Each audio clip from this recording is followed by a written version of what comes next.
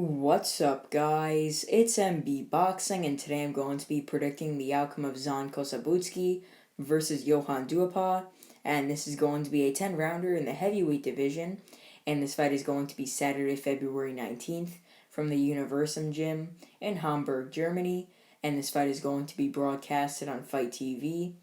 And to get into both fighters' resumes, Zhan Kossobutskiy, fighting out of Kazakhstan, holds a record of 17 wins, no defeats, with 16 big wins coming by way of knockout.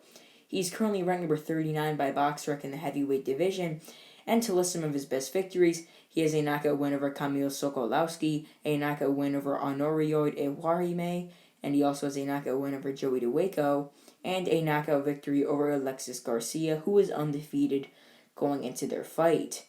And to get his opponent's resume, Johann Duhaupas, fighting out of France, holds a record of 39 wins, 6 defeats, with 26 wins coming by way of knockout.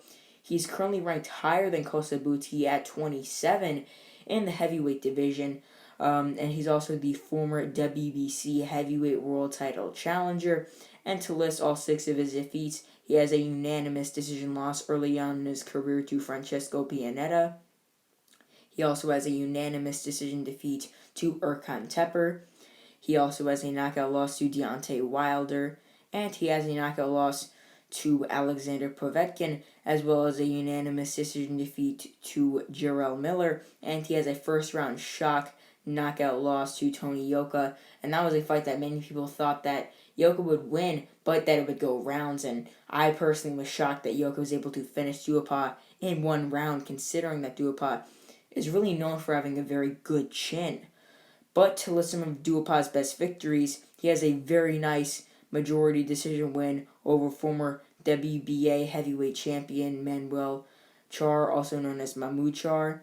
He also has a knockout win over Nufel Owata, and he has a knockout victory over Robert Helenius. And that Helenius victory has been looking very nice recently, considering that Helenius is now ranked possibly like amongst the top 10, top 15, because of his 2 wins over Adam Kovnatsky. And in my opinion, this fight, although very good on paper, and this is between Duhaupas and Kossobutskiy, I think that Kossobutskiy will show why he is amongst the top heavyweight prospects and why he has 16 knockouts and 17 wins. And I think that he will stop Johann Duhaupas. And this is actually a very good step up in competition for Kossobutskiy. I mean, he's been fighting some decent guys, decent level journeymen, like Sokolowski. Duhaupas was a nice win. He was able to demolish him in 2 rounds. No one has ever done that to Duhaupas before.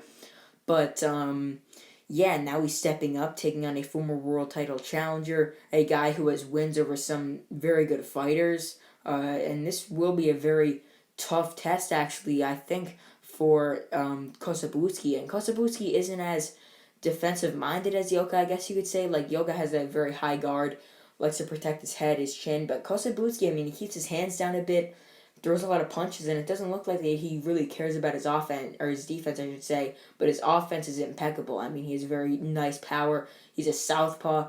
He's just very strong overall, very fast, actually, for a heavyweight. He's 6'3.5". Duhaupas, the taller man, the naturally larger man. I think that Zhan Kossobutskiy, I think that he will be very competitive with Duhaupas. Actually, I'm going to be 100% honest. I think the first 4 rounds we're going to see Kossobutskiy trying to feel out Duhaupas, trying to know where he can land some shots, maybe start to the body, and then try and find some openings up top to the head, and try and break Duhaupas down, because I don't think it will be like Yoka's performance against Duhaupas, where it was just like multiple knockdowns in round 1 and the fight being finished.